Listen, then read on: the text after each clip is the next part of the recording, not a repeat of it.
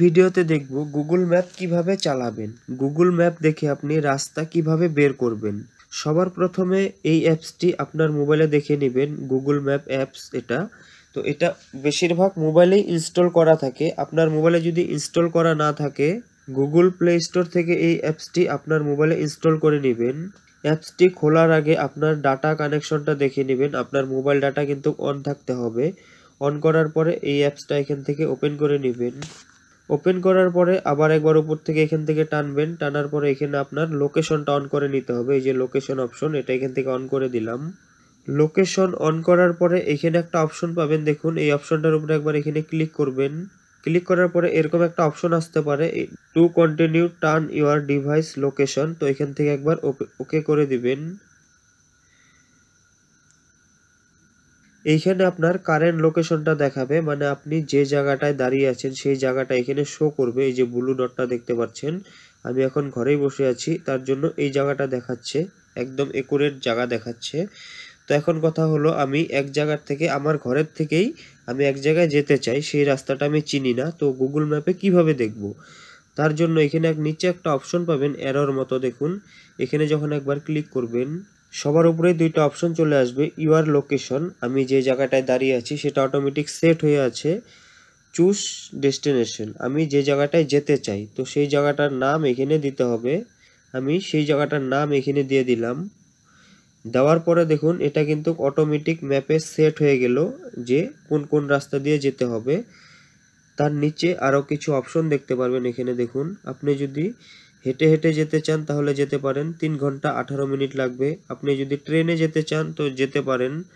আপনি যদি বাইক নিয়ে যেতে চান তাও যেতে পারেন। আপনি যদি 4 চাক্কা নিয়ে যেতে চান তাও যেতে পারেন। আপনি যেটাতে কমফোর্টেবল সেটা শর্টকাট রাস্তা আপনাকে দেখিয়ে দিবে। এখান থেকে আমি যদি বাইক নিয়ে যাই 33 মিনিট লাগবে, 15 কিলোমিটারের রাস্তা।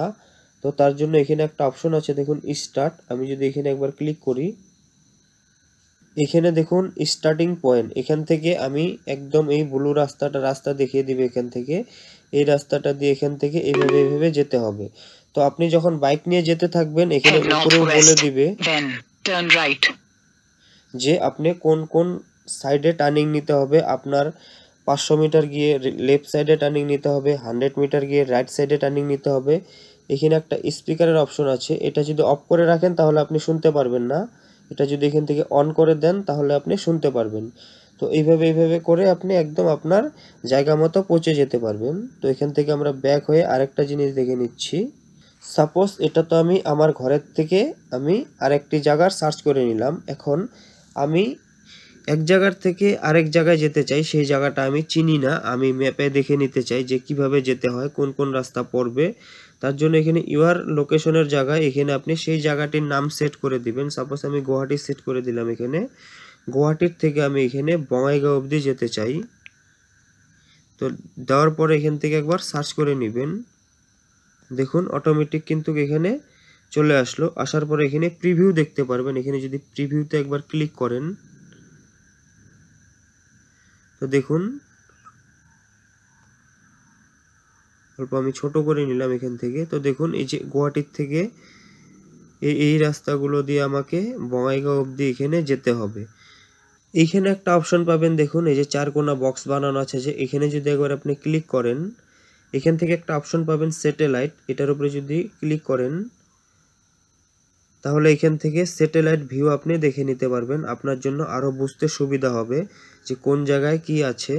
এটা আরও স্পষ্টভাবে আপনি বুঝে যাবেন। আপনার কারেন্ট লোকেশন দেখলে আপনার আশেপাশের রাস্তা, স্কুল, মসজিদ সব এখান থেকে দেখে নিতে পারবেন। তো বন্ধুরা, ভিডিওটি যদি ভালো লাগে, আপনার কাছে যদি অল্প হেল্পফুল মনে হয় তাহলে প্লিজ চ্যানেলটি সাবস্ক্রাইব করে দিবেন।